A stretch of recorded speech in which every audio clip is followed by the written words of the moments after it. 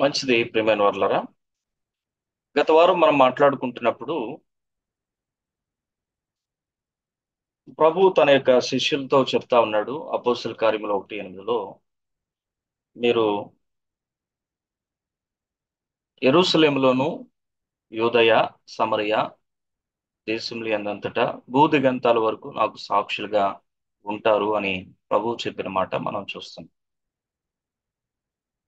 ఇది ఈ రోజు మనకెలా వర్తిస్తుంది అనే విషయాన్ని నేను మీకు జ్ఞాపకం చేసిన తర్వాత మరి మిగతా విషయాలు మనం చూసాం కనుక 12వ వచనం దగ్గర నుంచి ఉండే విషయాలు మనం చూడడానికి వెళ్ళిపోతాం.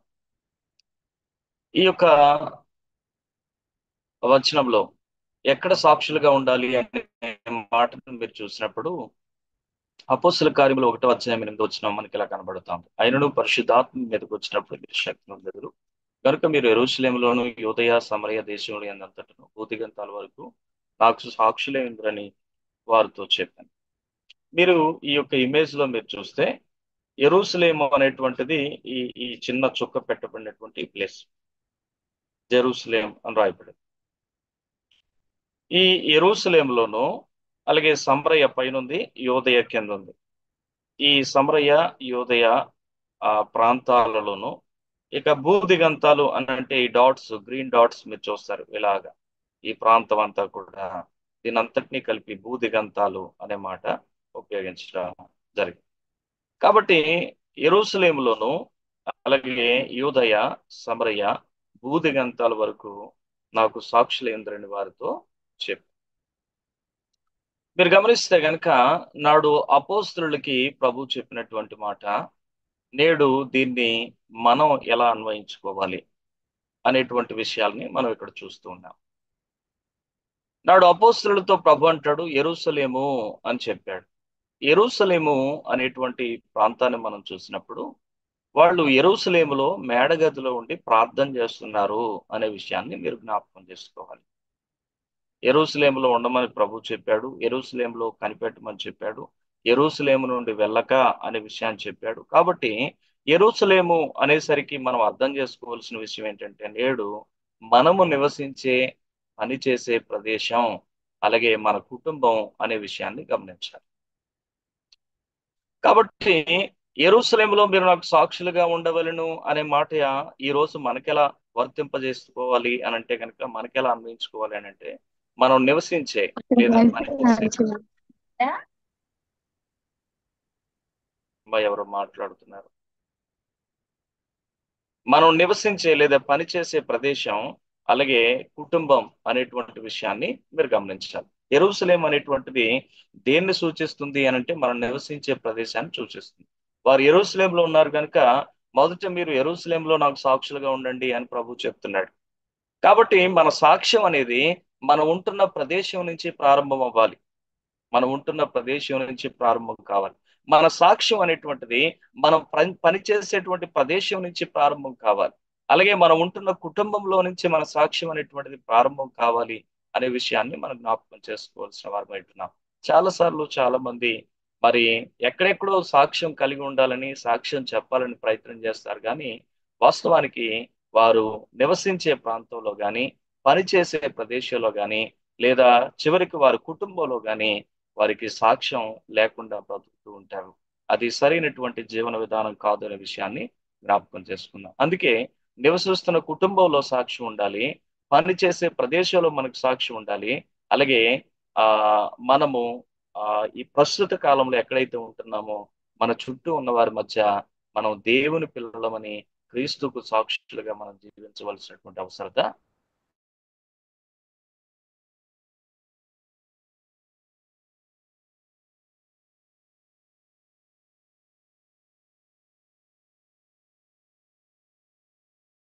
యోదయ ప్రాంతంలో ఉన్నవారంతా కూడా శిష్యులకు ఒక విధంగా బంధువులుగాను స్నేహితులుగాను ఉంటారు. కాబట్టి ఈ రోజు మనం ఎలా దీన్ని అన్వయించుకుంటామంటే యోదయ అనే ప్రాంతం మనం జ్ఞాపకం చేసుకున్నప్పుడు యోదయలో సాక్షులుగా ఉండట అని అనగా మన బంధువులు స్నేహితుల మధ్యలో మనము క్రీస్తుకు సాక్షులుగా ఉండవలసిన వారమై ఉంటున్నాం అనే విషయాన్ని మనం జ్ఞాపకం చేసుకోవాలి. ఇక మూడవదిగా సమరయ. సమరయ అనంటే ఇరుగు పొరుగు వారు లేదా పరిచయస్తులు అనేటువంటి ఆ యొక్క విషయాన్ని గమనించాలి. యెరూషలేమునకు లేదా యోదయ ప్రదేశానికి పొరుగునున్న ప్రాంతమే సమరయ. కాబట్టి ఇరుగు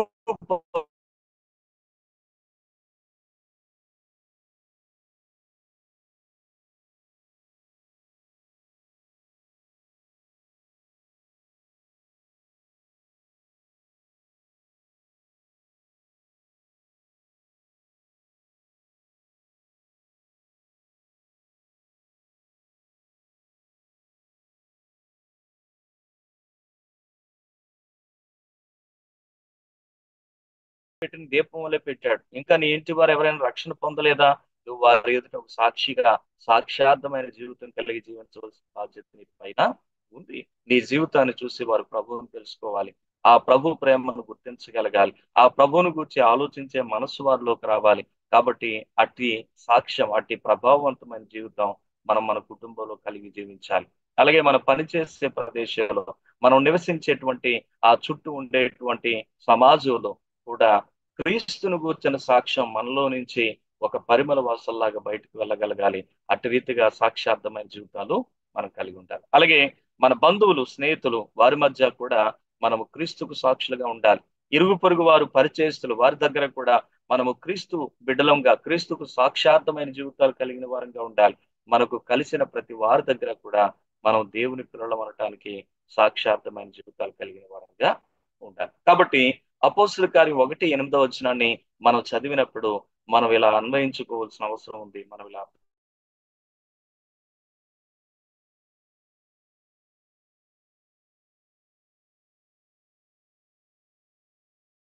నీ కుటుంబంలో సువార్త అందని వారికి సువార్త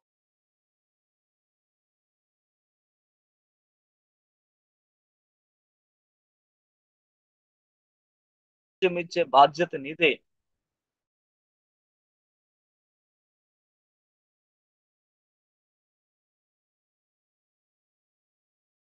చేసుకుందాం. దేవుడు మనలందరినీ కూడా సువార్త పెంచే వారుగా ఉండాలని దేవుడు కోరుతున్నాడు. ఇష్టమైన కలిపే వారుగా ఉండాలని దేవుడు కోరుతున్నాడు. కాబట్టి ఆ భూదిగంతాల వరకు సాక్ష్యం, సాక్ష్యం అంటే ఏదో దేవుడు నాకు ఇమెయిల్ చేశాడు, బాగు చేశాడు, ఇది కాదు సాక్ష్యం.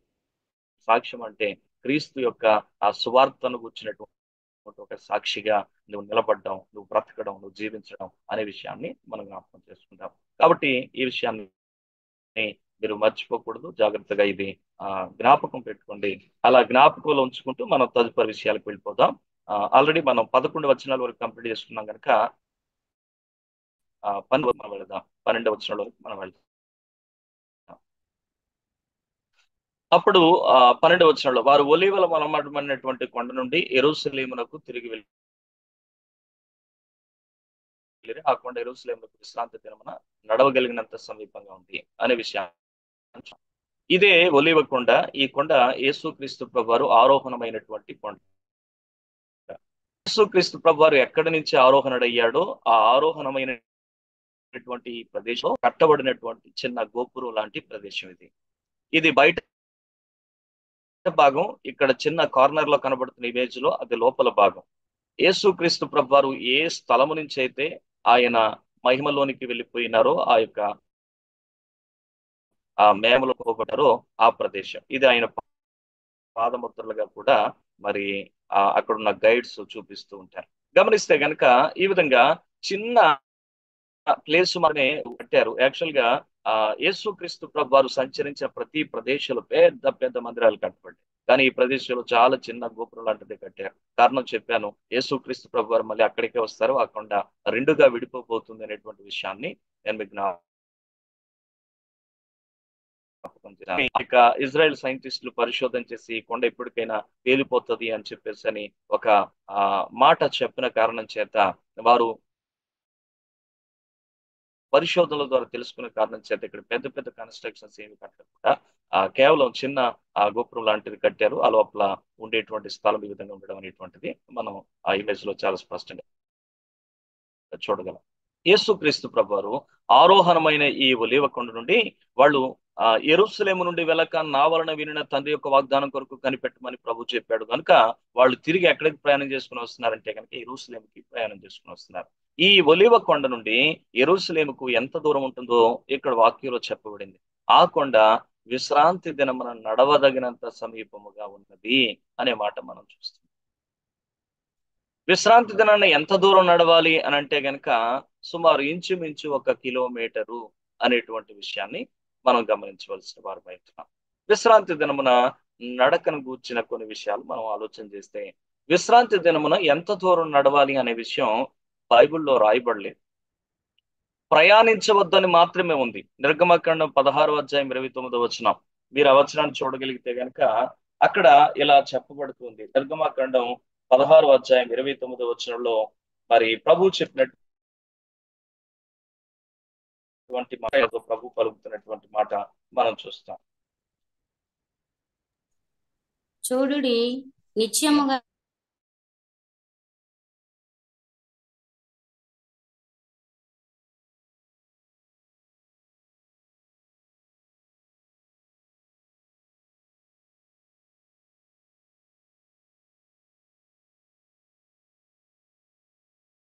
ఎవరు కూడా ప్రయాణించవద్దు అని మాత్రమే ఉంది తప్ప గాని విశ్రాంతి దినాన్ని ఎంత దూరం నడవచ్చు అనేటువంటి విషయాలు మాత్రం ఆ అక్కడేమీ మనకు చెప్పబడలేదు. అయితే తర్వాత కాలంలో యూదుల రబ్బీలు ఆ వాళ్ళకి ఏం చేశారు అని అంటే కనుక విశ్రాంతి దినాన్ని ఎంత దూరం నడవాలో వాళ్ళు లెక్కలు కట్టి వాళ్ళు ఒక లెక్క వారికి చెప్పడం అనేటువంటిది జరిగింది.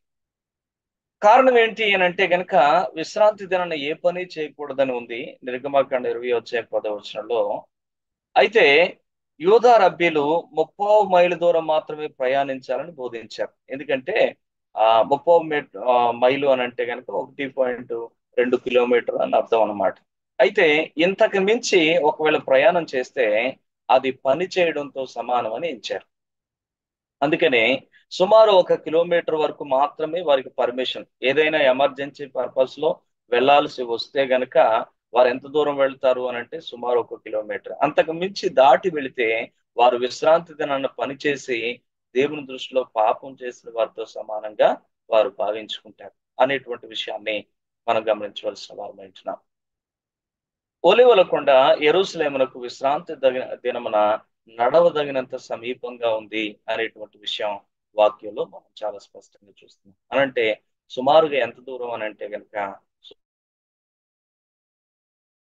సుమారు ఉంటుంది అనేటువంటి విషయాన్ని మనం గమనించాలి. కాబట్టి మీరు జాగ్రత్తగా ఆలోచిస్తే ఇశ్రాయేల్ ప్రజలు ఎంత చక్కగా దేవుని యొక్క ధర్మశాస్త్రం నుండి ఆజ్ఞలకు వారు విధేయత చూపుతారో, చిన్న చిన్న విషయాలకు కూడా వారు ఎంత జాగ్రత్త కలిగి ఉంటారో ఈ విషయాలను బట్టి మనం జ్ఞాపకం చేసుకోవచ్చు, అవగాహన చేసుకోవచ్చు. ఎందుకు అనంటే ఆల్రెడీ వారు దేవుని యొక్క ఆజ్ఞలు మీరడం వల్ల, విశ్రాంతులు దొంగతనం చేయటం వల్ల వారు ఎలాగున శిక్ష అనుభవించారో, శ్రమ అనుభవించారో మనం ఆల్రెడీ జ్ఞాపకం చేసుకున్నాం. మరి వారు విశ్రాంతి దినాలు దొంగతనం చేసిన కారణం చేతే వారు బబులోను చెరలో 70 సంవత్సరాలు బానిసలుగా ఉండాల్సి వచ్చింది. మేబీ అప్పటి నుంచి వారు దిద్దుకున్నారు. వారి జీవితాల్లో మళ్ళీ అట్టి పొరపాటు చేయకూడదని నిర్ణయాలు తీసుకున్నారేమో తర్వాత కాలంలో. అందుకే వారు జాగ్రత్తగా దేవుని యొక్క ఆజ్ఞలకు విధేయత చూపడం అనేటువంటిది మనం చాలా స్పష్టంగా చూస్తూ ఉన్నాం అన్నమాట. కాబట్టి విశ్రాంతి దినంన నడవదగినంత దూరం అంటే ఆ మాట యొక్క అర్థం ఇది. అది 1 కిలోమీటర్ దూరం అన్నట్లుగా మనం గమనించాం. ఇక ఖచ్చితంగా చెప్పాలి అంటే 1.2 కిలోమీటర్ అనేటువంటి విషయం, లేదా 30 మైలు అనేటువంటి విషయం మనం జ్ఞాపకం చేసుకోవాల్సిన వారమై ఉంటున్నాం. అలాగే ఇక్కడ ఒలీవ కొండ మీద ఉంటున్నటువంటి దృశ్యాలు ప్రభు యొక్క జీవిత చరిత్రకు ఎంత చారిత్రక ఆధారాలు, వాస్తవికమైన సత్యాలు ఈ రోజుకి కూడా నిలిచి ఉన్నాయో చూపించే అద్భుతమైనటువంటి దృక్కోణాలు. కాబట్టి యేసుక్రీస్తు ప్రభు వారి యొక్క జీవితం అనేటువంటిది ఇటువంటి అనేక చారిత్రాత్మకమైనటువంటి ఆధారాలు కలిగినటువంటి సంగతి అనేటువంటి విషయాన్ని గమనించాలి. అయితే చాలా మంది మరి ఇంత గొప్ప చరిత్ర ఉంటున్నప్పటికీ, భౌగోళిక పరమైనటువంటి ఇన్ని గొప్ప ఆధారాలు ఉంటున్నప్పటికీ కూడా చాలా మంది అంగీకరించకపోగా మరి ఆ దేవుని మీద, లేదంటే క్రీస్తు మీద వారికి ఉండే ద్వేష భావం చేత మరి వీటన్నిటిని కూడా తప్పని బోధించేటువంటి వ్యక్తులుగా తయారవుతూ ఉన్నారు. మరి దేవుడే వారికి తగిన కాలమందు సరి అయిన ప్రత్యక్షత అనుగ్రహించినట్లుగా మనం ప్రార్థన చేయవలసిన వారమైంటున్నాం. గమనిస్తే 13వ వచనం 14వ వచనం, వారు పట్టణంలో ప్రవేశించి తాము బస చేయుచుండిన మేడగదిలోనికి ఎక్కిపోయి వారు ఎవరనగా పేతురు, యోహాను, యాకోబు, ఆంద్రేయ, పిలుపు, తోమ, బర్తలోమయి, మత్తయి, అల్ఫై కుమారుడగు యాకోబు, జెలోతే అనబడిన సీమోను, యాకోబు కుమారుడగు యూదా అని వారు. వీరందరూ వీరితో కూడా కొందరు స్త్రీలను యేసు తల్లి అయిన మరియయు ఆయన సహోదరులను ఏక మనసుతో ఎడతెగక ప్రార్థన చేయుచుండిరి అనే మాట మనం చాలా స్పష్టంగా ఇక్కడ చూడగలుగుతున్నాం. గమనిస్తే ఒక ఆశ్చర్యకరమైన సంగతి ఏమిటి అని అంటే కనుక యేసుక్రీస్తు ప్రభు వారి యొక్క సహోదరులు కూడా మరి ఒక వ్యాఖ్యానకర్త ఏమంటాడంటే మరి యేసుక్రీస్తు యొక్క సహోదరులు మాత్రమే కాదు, సహోదరులు కూడా, వారు కూడా ఖచ్చితంగా ఈ గుంపులో వారు కలిసి ప్రభుకి ప్రార్థన చేస్తున్నారు అనేటువంటి విషయాన్ని జ్ఞాపకం చేస్తారు. మంచిది పిల్లలు, గమనించండి. మరి ఈ వచనాల్లో ఉంటున్నటువంటి శిష్య బృందమును గురించి మనం ఆలోచన చేసినట్లయితే కనుక వీరి యొక్క పేర్లు, వివరాలు లూకా సువార్తలో లూకా ఎలా పొందుపరిచాడో మరి ఇక్కడికి వచ్చేసరికి ఎలా పొందుపరచబడిందో కొంచెం మనం చూడడానికి ప్రయత్నం చేద్దాం. దానికంటే ముందుగా 13వ వచనంలో వారు పట్టణంలో ప్రవేశించి తాము బస చేయుచుండిన మేడగదిలోనికి ఎక్కిపోయి అనే మాట మనం చూస్తున్నాం. వారు అనగా శిష్యులు పట్టణంలో ప్రవేశించారు, తాము బస చేయుచుండిన మేడగదిలోకి ఎక్కిపోయారు అనేటువంటి విషయాన్ని మనం జ్ఞాపకం చేసుకుంటాం. గమనిస్తే ఈ మేడగది యొక్క బయట వావరియు ఇలా కనిపిస్తుంది. అప్పర్ రూమ్ యొక్క వావరియు బయట వైపు ఇలా ఉంటది. లోపల ప్రదేశం ఇప్పుడు కూడా అనేక మంది ఈ ప్రాంతాన్ని చూడడానికి వెళ్తారు. అలాగే లోపలికి వెళ్ళి అక్కడ మరి ప్రార్థనలు చేస్తారు. మరికొంతమంది అక్కడ యేసుక్రీస్తు ప్రభువారు మరి ఆ ప్రభు బలను ఆచరించారు కనుక అక్కడికి వెళ్ళిన తర్వాత ప్రభు బల ఆచరించేటువంటి ప్రోగ్రాం కూడా కొంతమంది అయితే ప్లాన్ చేసుకుంటారు. ఈ విధంగా ఆ మేడగది అనేటువంటిది ఇప్పుడు కూడా చాలా భద్రంగా ఉండడం అనేటువంటిది చాలా ఆశ్చర్యకరమైనటువంటి విషయం. గమనిస్తే ఈ మేడగది గురించిన కొన్ని విశేషాలు మనం చూస్తే కనుక ఇది మార్కు తల్లి అయినటువంటి మరియది. ఇక్కడే ప్రభు పస్కాను ఆచరించాడు. ప్రభు మరణం తర్వాత శిష్యులు ఇక్కడే బస చేశారు అనే విషయాన్ని గమనించాలి. ఇక్కడే ప్రభు శిష్యులకు పునరుద్ధాన ప్రత్యక్షతలు ఇచ్చాడు. యోహాను 20:19 కావచ్చు, 26 కావచ్చు, ఈ వచనాల్లో వారు ఎక్కడున్నారు అని అంటే కనుక ఈ మేడగదిలోనే ఉన్నారు అనేటువంటి విషయాన్ని గమనించాలి. ఇక్కడే పరిశుద్ధాత్మ కొరకు వారు ప్రార్థన చేశారు. వారు ప్రవేశించి తాము బస చేయుచుండిన మేడగదిలోనికి ఎక్కిపోయిరి అనే మాట చదువుతున్నాం కదా. కాబట్టి వారు ఇక్కడే ఏం చేశారు అని అంటే కనుక వారు ప్రార్థన చేయడానికి వారు బస చేస్తున్నటువంటి మేడగదిలోకి ఎక్కిపోయారు.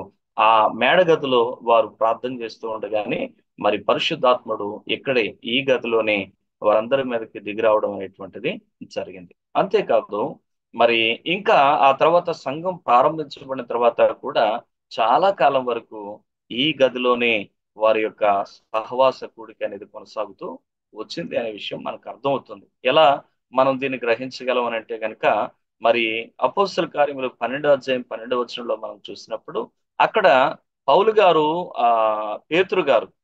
పేతురు అరెస్ట్ చేయబడ్డాడు. పేతురు ఎప్పుడైతే బంధించబడ్డాడో వీళ్ళందరూ కూడా ప్రార్థన చేస్తున్నారు. 12వ అధ్యాయం 5వ వచనంలో మనం చూస్తాం, సంఘం అయితే అత్యాసక్తితో ప్రార్థన చేయుచుండెను అనే మాట మనం చాలా స్పష్టంగా చూస్తాం. కాబట్టి వారు అలా ప్రార్థన చేస్తూ ఉండగా పరిశుధాత్మ దేవుని యొక్క సహాయం మేరకు మరి దేవుని కృప చేత దేవుడు తన దూతనంపి పేతురు గారిని మరి ఆ చెరసాల్లో నుంచి బయటికి తీసుకొని వచ్చేసాడు. బయటకు వచ్చిన తర్వాత పేతురు మరి తను మెలకులోకి వచ్చాడు. అప్పటి వరకు తను కలగంటున్నా అనుకున్నాడు, కానీ మెలకులోకి వచ్చి ఇప్పుడు తను చూస్తే రోడ్డు మీద ఉన్నాడు. మరి తిన్నగా ఆయన ఎప్పుడు ఉన్న వాడుక ప్రకారంగా మరి ఈ యొక్క మరియా ఇల్లు అయినటువంటి ఈ మేడగది దగ్గరికి వచ్చేసాడు. వచ్చేసరికి ఆల్రెడీ అక్కడ ఉన్నోళ్ళంతా తలుపులు వేసుకొని సంఘం అంతా ప్రార్థన చేస్తుంది. మరి పేతురు గారు వచ్చి తలుపు తట్టారు. వెంటనే రోదే అని చిన్నది చూచింది, అందరికీ చెప్పింది పేతురు వచ్చేసాడని. మొదట నమ్మకపోయినా తర్వాత ఆశ్చర్యపడి ఆ తలుపు తీసి చూసి ఆశ్చర్యపోయారనే విషయం మనం చూస్తున్నాం. కాబట్టి అక్కడ 12:12లో మనకు చాలా స్పష్టంగా ఇది మార్కు తల్లి అయినటువంటి మరియా యొక్క ఇల్లు అనేటువంటి విషయం మనకు అర్థమవుతా ఉంది. గమనించినట్లయితే ఈ విధంగా మరి మేడగదిలో అనేకమైనటువంటి కార్యాలు, దేవుని మహిమ కొరకు జరిగినటువంటి అనేక కార్యాలు మరి ఈ గదితో ముడిపడి ఉన్నటువంటి సంఘటనలు మనం చాలా స్పష్టంగా చూడగలం. ఇవే కాదు, ఇంకా చాలా విషయాలు ఉంటాయి. నేను కొన్ని విషయాలు ఇక్కడ మీ ముందు పెట్టడం అనేటువంటిది జరిగింది పిల్లరా. కాబట్టి జ్ఞాపకం చేసుకుందాం. నిజంగా మరి ఆనాడు మరియా మరి తన గదిని దేవుని కొరకు తన యొక్క గృహాన్ని ఉపయోగించడానికి ఆమె తెరిచినప్పుడు ఎన్ని విశేషమైన కార్యాలు మరి దేవుడు ఆ యొక్క ప్రదేశంలో జరిగించాడో మనం చూడగలుగుతున్నాం. ఈరోజు మనకున్నది దేవుని కొరకు ఉపయోగించడానికి ఇష్టపడితే దేవుడు మన ద్వారా లేదా మనం ఏదైతే దేవుని కొరకు ఉపయోగించాలనుకుంటున్నామో దాన్ని బట్టి ఆయన విశేషమైన కార్యాలు జరిగించడానికి ఆయన ఇష్టపడేటువంటి దేవుడు అనే విషయాన్ని మనం ఇక్కడ అన్వయ పాఠంగా మనం తీసుకోవచ్చు. కాబట్టి ఈ రోజు కూడా అప్పర్ రూమ్ అనేటువంటిది ఉంది, అనగా మేడగది అనేటువంటిది ఇప్పుడు కూడా ఉంది. అనేక మంది ఇప్పుడు కూడా వెళుతున్నారు. ఇది కూడా ఒక భౌగోళిక పరమైనటువంటి చారిత్రక పరమైనటువంటి ఒక ఆధారముగా మనం చాలా స్పష్టంగా చూడగలుగుతూ ఉన్నాం. కాబట్టి మరి ఈ సన్నివేశాన్ని గమనిద్దాం. ఇక అపోస్తలుల యొక్క పేర్లు వారెవరనగా అనేటువంటి మాటతో మనకు ప్రారంభమైంది. అపోస్తల పేర్లు లూకా సువార్తతోనూ అలాగే అపోస్తల కార్యంతోనూ కంపారిజన్ చేస్తే గనక అక్కడ ఉండేటువంటి క్రమం ఇక్కడుండే క్రమం మనం చూసినప్పుడు ఆ అపోస్తల కార్యముల్లో కొంతమంది పేర్లు పైకి కిందకి అయ్యాయి, కానీ అయితే అక్కడ పేతురు ప్రథమ స్థానంలో ఉంటాడు, ఇక్కడ పేతురు ప్రథమ స్థానంలో ఉండడం అనేది మనం చాలా స్పష్టంగా చూస్తున్నాం. వాస్తవానికి పేతుర్ని ఎవరు తీసుకొచ్చారు అని అంటే గనక ఆంద్రేయ తీసుకొచ్చాడు.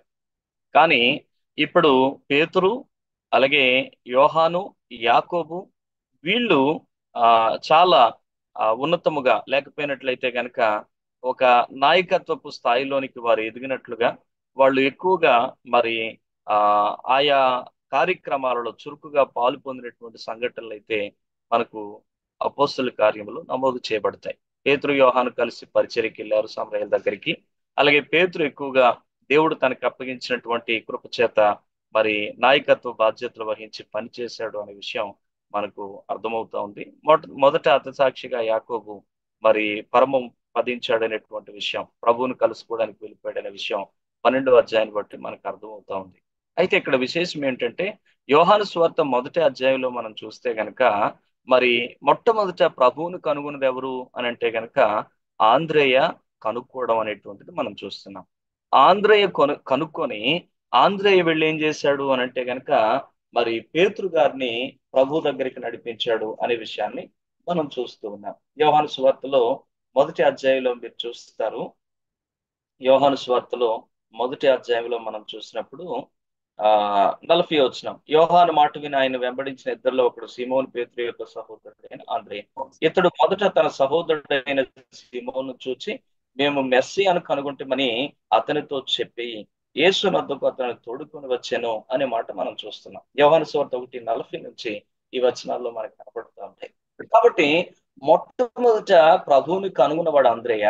అయితే ఆంద్రేయ పేతుర్ని ప్రభు యుద్ధకు నడిపించాడు, ప్రభు యుద్ధకు తోడుకొని వచ్చాడు. అయితే విషయం ఏంటి అని అంటే కనుక మొదటి వాడైనటువంటి ఆంద్రేయ ఆయన కడపటి స్థానంలోకి వెళ్ళిపోయాడు. అయితే కడపటి వచ్చినటువంటి పేతురు మాత్రం మొదటి స్థానంలో చక్కగా మరి ఆ నాయకుడిగా ఉంటూ మరి తాను స్థిరపడి తర్వాత అపోస్తలులందరినీ స్థిరపరిచి మరి చక్కని పరిచర్య చేయటం, ఆ కృపను పొందినవాడుగా పేతురు ఎదగడం మనం చూస్తూ ఉన్నాం.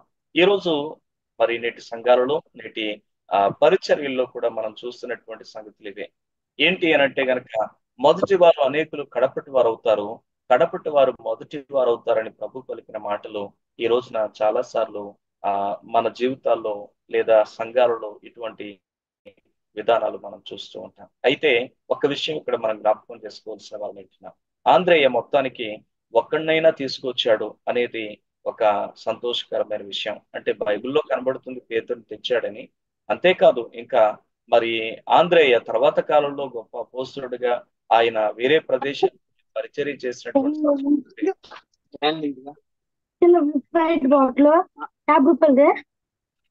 అంకుల్ పెద్ద భీమారావు పాలు గారు ప్యాకెట్ చిన్న పాలు మ్యూట్ లో పెట్టు. ఓకే. కాబట్టి మీరు గమనించినట్లయితే గనక మరి ఆంధ్రేయ చరిత్రలో చూసినప్పుడు బయట ఆ ఇతర ప్రాంతాల్లో పరిచర్య చేశాడు. కాకపోయినట్లయితే గనక మరి బైబిల్లో ఆయన పరిచర్యను గూర్చిన వివరాలు కనబడలేదు. మొదటి వాడుగా ప్రభువును కనుగొన్న ఆయన కడపటి వాడయ్యాడు. అయితే కడపటి వాడుగా ఉంటున్నటువంటి పేతురు ఇక్కడ మొదటి లైన్ లోనికి రావడం అనేటువంటిది మనం చూస్తున్నాం. తర్వాత కాలంలో మీరు ప్రతి సారి మనం చదువుతున్నప్పుడు పేతురు పేరే మొదట మనం చూస్తాం. అయితే సెకండ్ లిస్ట్ లో ఆంధ్రేయ ఉన్నాడు, కానీ అపోస్తుల కార్యం దగ్గరికి వచ్చేసరికి ఆంధ్రేయ 4వ స్థానంలోకి వెళ్ళిపోయాడు. యోహాను యాకోబులు కూడా ఇంకా మొదటి స్థానంలోకి రావడం అనేటువంటిది మనం చూస్తాం. కాబట్టి ఈ రోజు మనం ఎలా ఉంటున్నాం? ప్రారంభం మొదలుకొని మరి ఆ దేవుడు మనల్ని పిలుచుకునేంత వరకు కూడా పేతురు వలె మొదటి స్థానంలో ఉండడానికి మనం ప్రయాసపడాలి. ఈ విషయాన్ని మనం జాగ్రత్తగా గమనించాలి. ఎప్పటికి కూడా వెనకటి స్థానాన్ని కోరుకోకూడదు, వెనక్కి వెనక్కి వెళ్ళే ప్రయత్నం చేయకూడదు అనే విషయాన్ని గమనించండి. ఇక ఇక్కడ మీరు ఆలోచించాల్సిన మరొక వ్యక్తి గురించి మీరు చూస్తే లూకా సువార్తలో కనబడుతున్నటువంటి యూద అపోస్తుల కార్యంలో కనబడట్లేదు.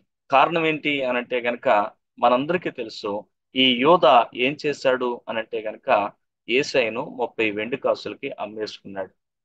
అందుకే ఈయన గురించి లోక రాయాల్సి వచ్చినప్పుడు ద్రోహియగు ఇస్కరియోతు యూదా అని రాశాడు.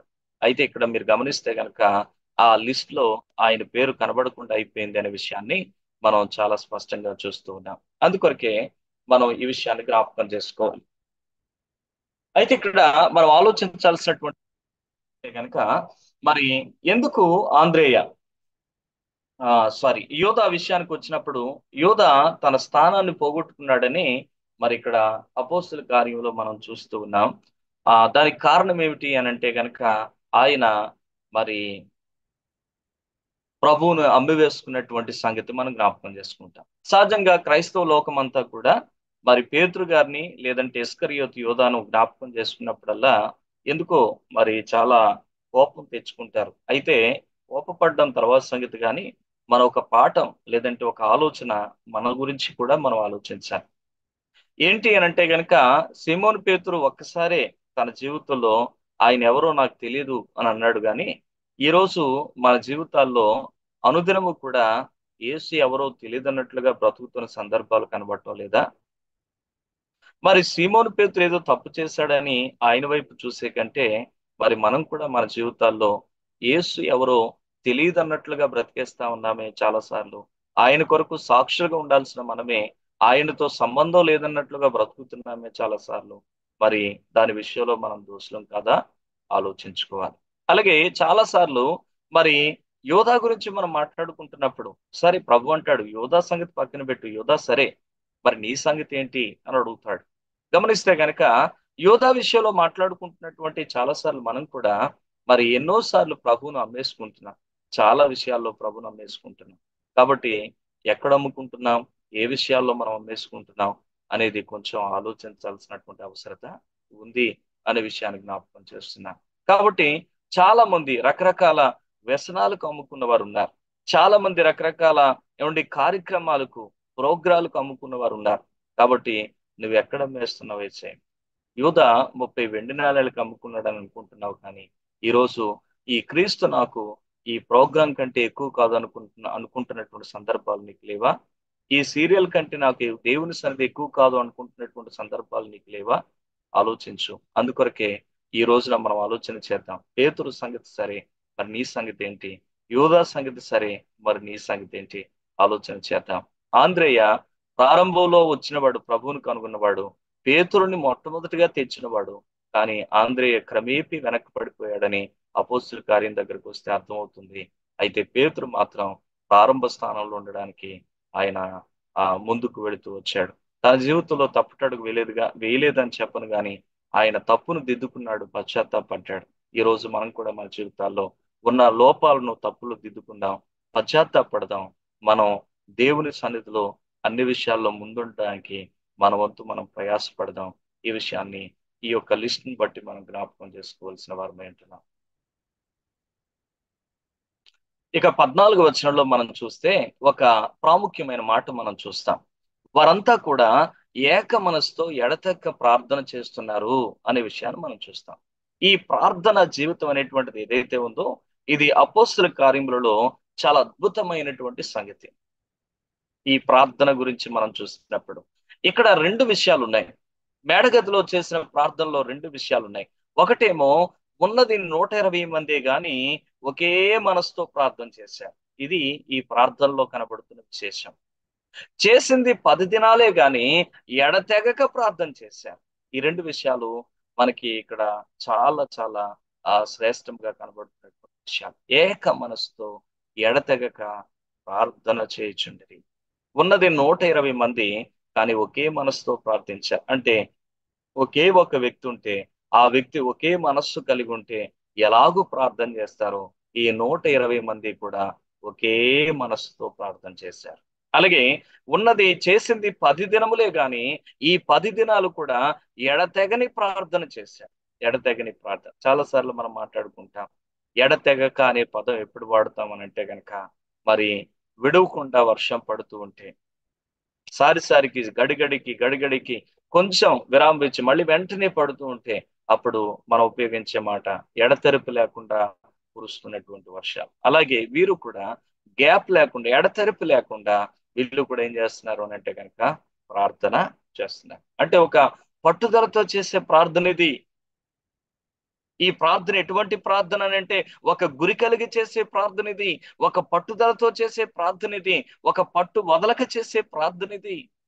కాబట్టి గమనించండి, మేడగదిలో చేసిన ప్రార్థనలో ఈ రెండు విషయాలు. ఈ రోజున దేవుని యొద్ద నుంచి మనం కూడా అనేక వాగ్దానాలు స్వతంత్రించుకోవలసినటువంటి వాగ్దానాలు నేడు మనకు కూడా ఉన్నాయి. వీళ్ళు ఎంతగా ఎందుకు ప్రార్థన చేస్తున్నారు ఏక మనసుతో? వీళ్ళు ఎంతగా ఎందుకు ఎడతెగక ప్రార్థన చేస్తున్నారు? కారణం ఏంటి అని అంటే గనక వాళ్ళకి ప్రభు యొక్క వాగ్దానం ఉంది. నా వలన వినిన తండ్రి యొక్క వాగ్దానము కొరకు మీరు కనిపెట్టండి అని ప్రభు చెప్పాడు. కాబట్టి దానికోసం వారు ప్రార్థన చేస్తున్నారు. ఈ రోజు మనం కూడా ఆలోచన చేసినట్లయితే నేడు మనం కూడా స్వతంత్రించుకోవాల్సిన అనేక వాగ్దానాలు బైబిల్ గ్రంథంలో ఇంకా మన కొరకు నిలిచి ఉన్నాయి. అయితే వాటిని స్వతంత్రించుకోవడానికి ఈ రోజు మనం కూడా ఈ మేడగది ప్రార్థన మన కుటుంబాలలో, మన సంఘాలలో, మన వ్యక్తిగత జీవితాల్లో అవలంబిస్తే చాలా బాగుంటుంది.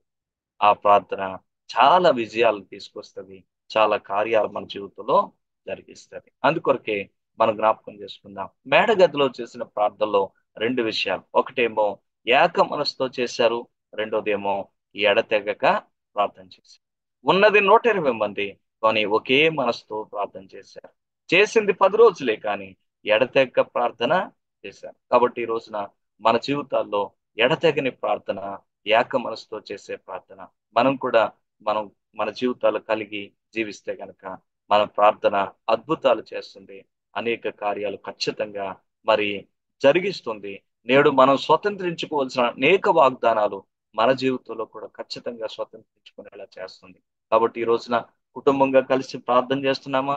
అయితే అందులో ఏక మనసు ఉందా లేదో ఆలోచన చేద్దాం. సంఘంగా ప్రార్థన చేస్తున్నామా? అయితే అందులో ఏక మనసు ఉందా లేదో ఆలోచన చేద్దాం. ఒకవేళ లేకపోయినట్లయితే ఈ రోజే ప్రభు సన్నిధిలో ఈ ప్రార్థన విషయంలో మనం కూడా ఈ విధానాన్ని అలవర్చుకుందాం. మన ప్రార్థనలు సరి చేసుకుందాం. ఇది 14వ వచనంలో మనం నేర్చుకోవాల్సినటువంటి అన్వయింపు పాఠం. ఇక గమనిస్తే గనక ఈ పుస్తకములో ప్రార్థనకు చాలా ప్రాధాన్యత ఉంది.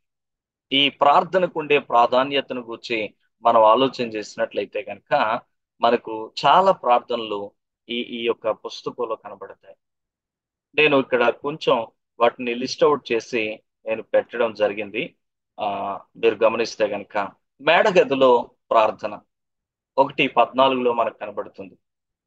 మత్తయి ఆ ఎంపిక కొరకు చేసిన ప్రార్థన 1వ అధ్యాయం 24వ వచనంలో కనబడుతుంది. సంఘము ఎడతెగని ప్రార్థన. సంఘములో ఉన్న వారంతా నూతనంగా ఏర్పాటు చేయబడిన సంఘం అంతా కూడా ఎడతెగక చేసిన ప్రార్థన 2వ అధ్యాయం 42వ వచనంలో కనబడుతుంది. విశ్వాసులు ధైర్యం కొరకు చేసిన ప్రార్థన 4వ అధ్యాయం 29 నుంచి 31 వచనాల్లో కనబడుతుంది. వారంతా కూడా ధైర్యంగా మరి అయ్యా నీ సువార్తను ప్రకటించాలి, సాక్ష్యం ఇవ్వాలి, మాకు ధైర్యం కావాలి ప్రభా అని వారు ప్రార్థన చేశారు. ఇది 4వ అధ్యాయం 29 నుంచి 31 వచనాల్లో కనబడుతుంది. అపోస్తలుడు పరిచర్య చేయవారి కొరకు ప్రార్థన చేశారు. 6:6లో మరి సంఘము కొరకు పరిచర్య చేసే పరిచారకుల కొరకు వారు చేతులుంచి ప్రార్థన చేసినటువంటి అనుభవం మనం చాలా స్పష్టంగా చూస్తూ ఉన్నాం. కాబట్టి గమనించండి, ఆ ఈ విధంగా మరి వారు ప్రార్థించినటువంటి ప్రార్థనలు ఇక్కడ చాలా లిస్టు మనకు కనబడుతుంది. ఇక సమరయుల యొక్క ప్రార్థన గురించి, సమరయులు పరిశుద్ధాత్మ పొందాలని మరి అపోస్తలులు వెళ్ళి, యోహాను అలాగే ఆ పేతురు గారు వెళ్ళి వారు ప్రార్థన చేసినటువంటి సంఘటనలు మనం 8వ అధ్యాయం 15వ వచనంలో మనం చూస్తాం.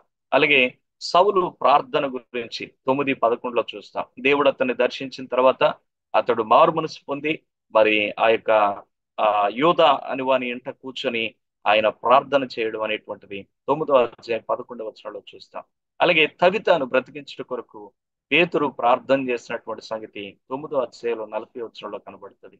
9:40లో ఆయన ప్రార్థన చేస్తాడు. అలాగే మధ్యలో 7వ అధ్యాయంలో కూడా స్టెఫన్ చేసిన ప్రార్థన ఒకటి మిస్ అయింది. ప్రభువా, ఈ పాపం వారి మీద మోపకము అనేటువంటి మాట ఆయన ఉపయోగించి ఆయన ప్రార్థన చేస్తాడు, ఆయన హతసాక్షిగా మరణించడానికి ముందు. 7వ అధ్యాయం ఆఖరి వచనాల్లో ఆ మాట మనం చూడగలుగుతూ ఉంటాం. కాబట్టి గమనించండి, ఇన్ని ప్రార్థనలు మనం చాలా స్పష్టంగా గమనించగలం. 7వ అధ్యాయంలో మనం చూసినప్పుడు 60వ వచనంలో అతడి మోకాల్లోని ప్రభువా వారి మీద ఈ పాపం మోపకమని గొప్ప శబ్దముతో పలికెను అనేటువంటి మాట మనం చూస్తాం. 7:60లో కూడా ఆయన ప్రార్థన చేశాడు. 8:15లో సమరయులు పరిశుద్ధాత్మను పొందాలని పేతురు యోహాన్ల వారి మీద చేతులుంచి ప్రార్థించారు.